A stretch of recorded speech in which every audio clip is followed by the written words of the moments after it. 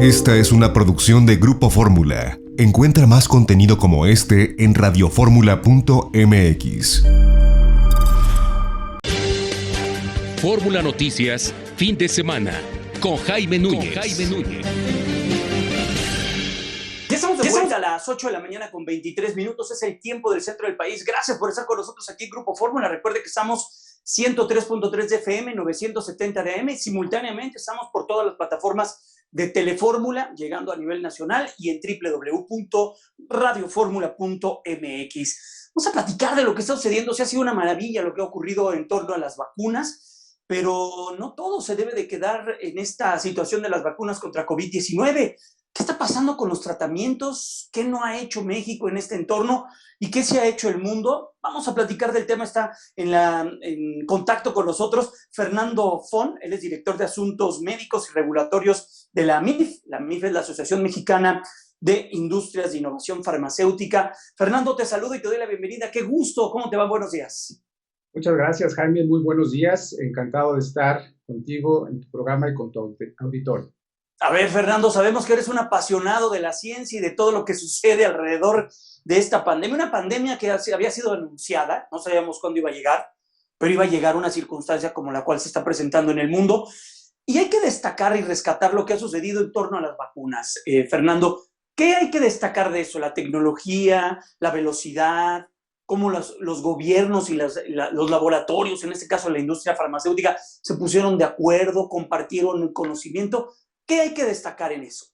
Sin duda, eso, justamente, la colaboración que se dio sin precedente en esta circunstancia de adversidad a nivel global es el elemento central que yo rescataría de todo que esto ha venido ocurriendo, ¿no? A pesar de la complejidad de la enfermedad, a pesar de los graves impactos a la salud, a la economía mundial, a la afectación de las familias, a las sensibles pérdidas de seres queridos, hay este ejemplo de poder salir adelante cuando se traza un objetivo común. Y ese objetivo común permitió la interacción entre gobiernos, academia, grupos científicos, la industria, los grupos dedicados a actividades de filantropía, en fin, todos los actores y de manera muy protagónica, diría yo, las propias agencias sanitarias que hombro con hombro junto con el sector de investigación y desarrollo lograron eso que hace poco más de un año escuchábamos, se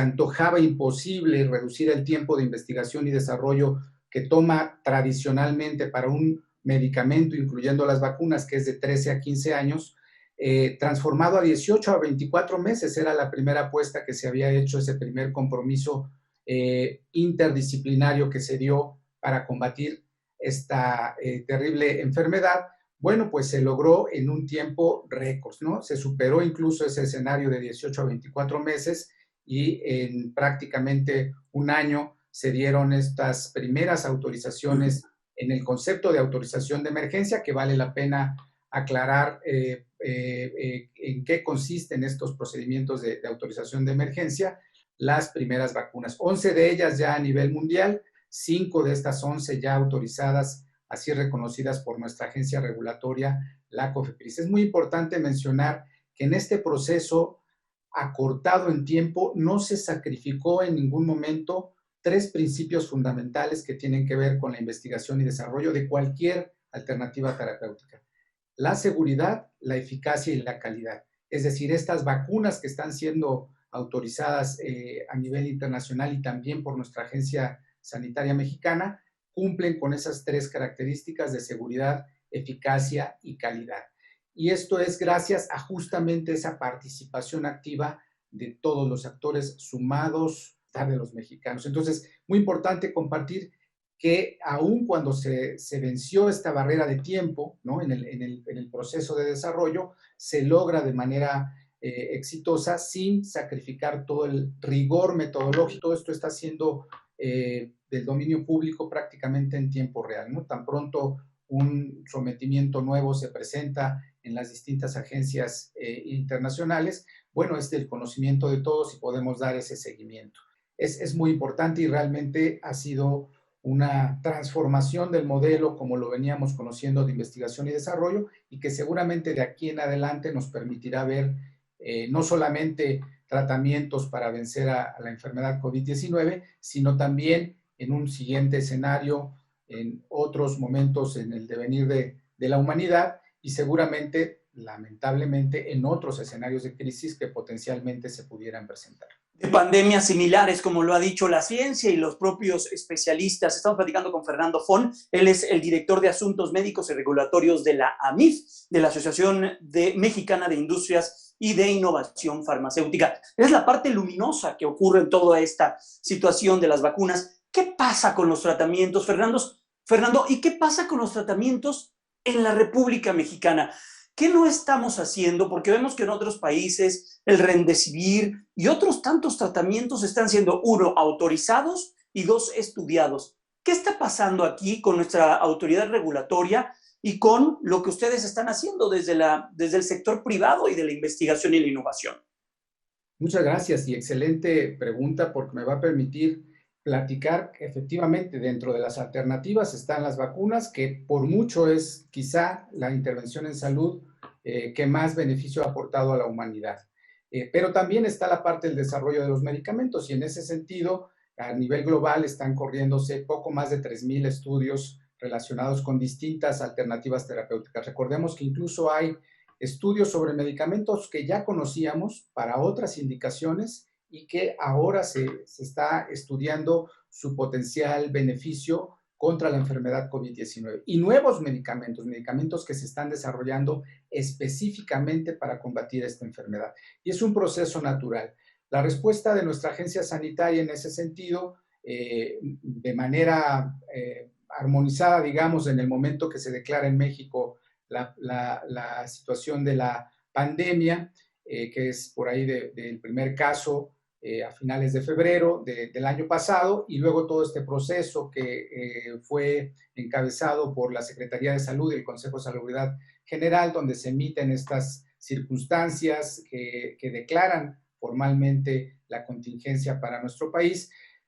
COFEPRIS ha emitido a lo largo del tiempo una serie de medidas que ha permitido tener claridad sobre cómo van a operar en un escenario como el que se está viviendo. No es importante mencionar, la agencia sanitaria ha tenido en sí misma su reto, ¿no? Una complejidad en torno a sus propias capacidades en cuanto a recursos humanos, en cuanto a disposición de las herramientas tecnológicas para realizar sus actividades y desde luego también desafortunadamente pues el impacto de la propia enfermedad en algunos de los propios funcionarios, ¿no? Entonces, ha habido un elemento que ha provocado, digamos, una disminución en la actividad generada desde nuestra agencia sanitaria. Y a esto le sumamos que ya venía con una situación de rezago en cuanto a la atención de trámites importantes, así declarada por el Senado Federal, lo cual vino a sumar, bueno, pues una complejidad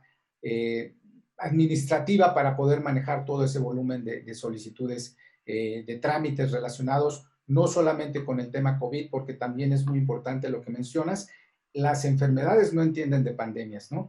Los pacientes que están afectados hoy con enfermedades como diabetes, hipertensión, trastornos hematológicos, oncológicos, en fin, desafortunadamente esta gama de patologías que afectan a la población mexicana pues no entienden de periodos de contingencia ni de pandemia, siguen su curso y si no están disponibles, ponen en riesgo la salud o el control de estos pacientes y es por eso que es tan importante contar con una agencia que tenga estos mecanismos que permitan responder de manera eficiente a todas estas necesidades. Y esto es lo que ha venido ocurriendo. Hemos estado llevando distintas propuestas a nuestra agencia sanitaria y hay oportunidad que se presenta para el futuro de poder tener estas colaboraciones y encontrar esos mecanismos. La realidad es que actualmente hay un rezago, ¿no? Hay un número importante de trámites pendientes y particularmente si hablamos de alternativas relacionadas con la innovación, no solamente en tratamientos para COVID, sino en nuevos tratamientos para atacar a distintas enfermedades que afectan al país, pues tenemos ahí un rezago importante en cuanto a la resolución de estas solicitudes para nuevos medicamentos, para nuevos tratamientos para las distintas enfermedades en áreas oncológicas, en área de sistema nervioso, en área inmunológica, en área metabólica. En fin, hay estas alternativas que no han podido recibir el registro sanitario derivado de esta complejidad de la operación, pero también ciertamente de un cambio en el modelo de operación de una primera instancia que se llama el Comité de Moléculas Nuevas, que no es propiamente que no está conformado principalmente por funcionarios de COFEPRIS. Es un comité de expertos, claro, científicos que convoca COFEPRIS y que en una reunión hacen una revisión de estas distintas solicitudes. Fernando, permíteme hacer una pausa, brincar el corte comercial y regresar para platicar contigo, porque hubo un cambio importante en la COFEPRIS. Se fue José Alfonso Novelo, llega Alejandro Schwartz, para ver qué posibilidades tienen ustedes o ven ustedes a futuro para que estos tratamientos puedan llegar. Sabemos que hay uso de tratamientos, hay mecanismos, al menos aquí en la Ciudad de México se han anunciado que hay algunas investigaciones con algunos tratamientos, pero ayúdanos a entender que el cambio de cabeza en COFEPRIS puede ser pues un anuncio también importante para la industria, pero también alterno a que puedan salir adelante estos rezagos que se tiene desde el interior de COFEPRIS. ¿Me permite hacer la pausa? Por favor, vamos adelante. Vamos a una pausa comercial, son ya las 8:35, estamos aquí en vivo en Grupo Fórmula, estamos de vuelta. Ya estamos de vuelta a las 8 de la mañana con 38 minutos, agradeciendo a Fernando Font, director de Asuntos Médicos y Regulatorios en AMIF, la Asociación Mexicana de Industrias de Innovación Farmacéutica. Ya hablamos largo sobre las vacunas y sobre los tratamientos y también lo que significa este órgano que no pertenece directamente a la COFEPRIS, pero que es un órgano de moléculas que está pues de la mano de académicos y de expertos especialistas en todo este tema. Ahora, entender qué es lo que viene con el nuevo cambio en la cabeza de la COFEPRIS y qué posibilidades hay de tratamientos. El gobierno de la Ciudad de México ha anunciado que se tiene algunos protocolos con algunos tratamientos. ¿Qué debe de pasar? Porque sabemos que hay gente que en algún momento, en un momento de COVID temprano, se han acercado a otro tipo de tratamientos que han podido tener por cuestión económica, que tienen la capacidad, y también, de alguna manera, les llega a sus manos ese tratamiento que no está autorizado en nuestro país. ¿Qué debe de ocurrir entonces, Fernando, para que esto no ocurra y podamos tener a disposición tratamientos para la población que puedan ser atendidos contra COVID-19? Sin duda, un elemento central es poder adoptar la tecnología, ¿no? Es muy importante que todos los procesos que lleva a cabo nuestra agencia sanitaria puedan estar digitalizados. Esto nos daría una posibilidad a nivel de lo que tienen hoy disponible las agencias internacionales de referencia, de poder procesar toda la información de manera digital y pasar del expediente físico en papel, que debo decirte, un expediente de registro, pues está integrado por varios tomos, vamos a decirlo así, son miles de páginas que integran estos expedientes de registro con toda la información preclínica, clínica, de seguridad, de fabricación, y al tenerlo de manera digital permitiría una operación optimizada dentro de las capacidades de nuestra propia autoridad sanitaria. Entonces, un primer paso es la adopción de la tecnología. Un siguiente elemento es el poder mantener y mejorar el nivel de participación de nuestra agencia regulatoria en el ámbito internacional.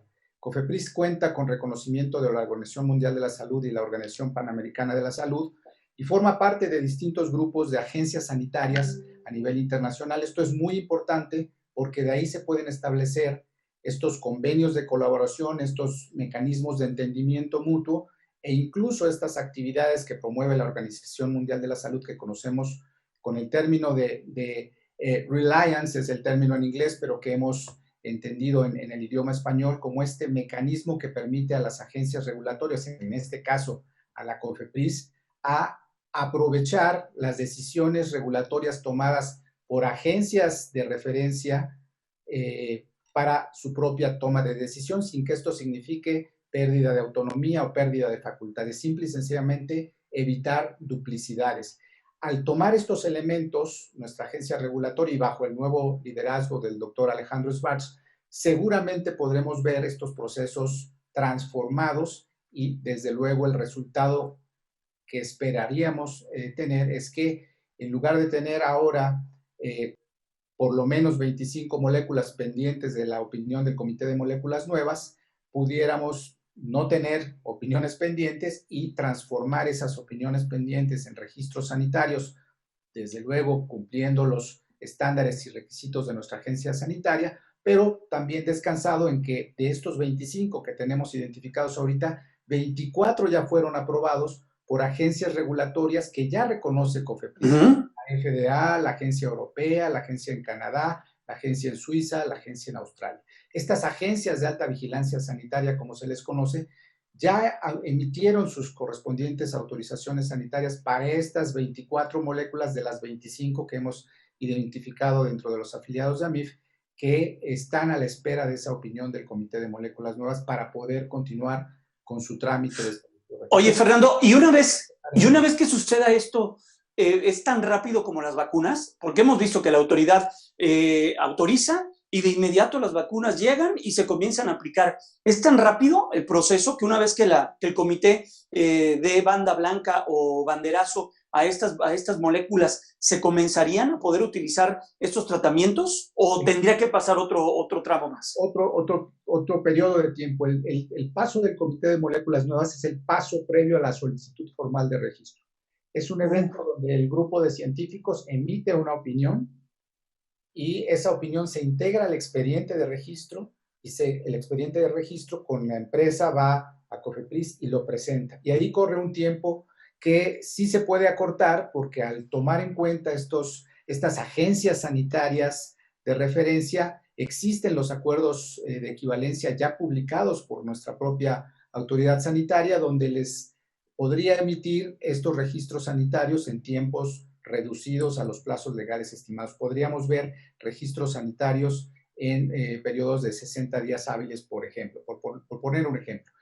Esto es muy importante porque lo que mencionas, porque lo que ha sucedido con las vacunas, que estamos hablando de aprobaciones de emergencia, de lo que estamos hablando ahorita para los medicamentos, podría haber un mecanismo de aprobación de emergencia. No tenemos en este momento un lineamiento específico para autorizaciones de emergencia. Sin embargo, se han dado estas aprobaciones de emergencia a partir de los decretos en el diario oficial, de los acuerdos en el diario oficial con respecto a la situación de emergencia. Pero si no hubiera eso, la ruta normal que seguiría después del Comité de Moléculas sí sería tener un periodo de tiempo de al menos 60 días de acuerdo a los acuerdos vigentes para poder obtener un registro sanitario de estos tratamientos, no solamente para COVID, sino en general de estas alternativas que hemos estado conversando, que están ahí y que no han podido beneficiar a la población mexicana. Pues el tiempo es importantísimo, Fernando. Muchas gracias porque nos das luz de lo que está ocurriendo y también, pues entre más se apresure esta decisión, vemos por desgracia la cantidad de personas que han perdido la vida. Vaya, existen los tratamientos, la ciencia también ha avanzado en ese sentido. Ojalá que se dé un paso importante porque al menos la tarea desde la iniciativa privada, en este caso desde los laboratorios, se está realizando a nivel internacional. Esperemos que la autoridad local pues apresure el paso y pueda poner a disposición de las familias y de la gente y de los sistemas de salud estas alternativas de tratamientos para las personas enfermas por COVID-19. Vemos una oportunidad, como bien dices, este cambio en el liderazgo de nuestra agencia sanitaria, la colaboración que se tiene directamente con el equipo de la propia Secretaría de Salud, es una oportunidad que consideramos desde el sector farmacéutico de la innovación. Claro. Capitalizar cuando ponemos a la persona al centro y todos los actores sumamos nuestros esfuerzos para el bienestar común, que creo es la tarea que nos corresponde a todos los que estamos inmersos en el tema de la salud. Muchísimas gracias por tu espacio, Jaime, por esta oportunidad de conversar contigo. No, a ti, Fernando, de verdad nos dice muchas luces porque escuchamos luego en medios de comunicación, especialistas, analistas, y es bueno también pues irnos directamente a la base de donde se está generando todo esto. Ahí están los tratamientos, veremos solamente que sean autorizados. Es Fernando Fon, él es director de Asuntos Médicos y Regulatorios de la AMIF, la Asociación Mexicana de Industrias de Innovación Farmacéutica. Fer, excelente fin de semana, cuídate mucho. Igualmente, muchísimas gracias. Sigamos cuidándonos todos. Hay que seguir cuidándonos, no bajar la guardia. Gracias, Fer.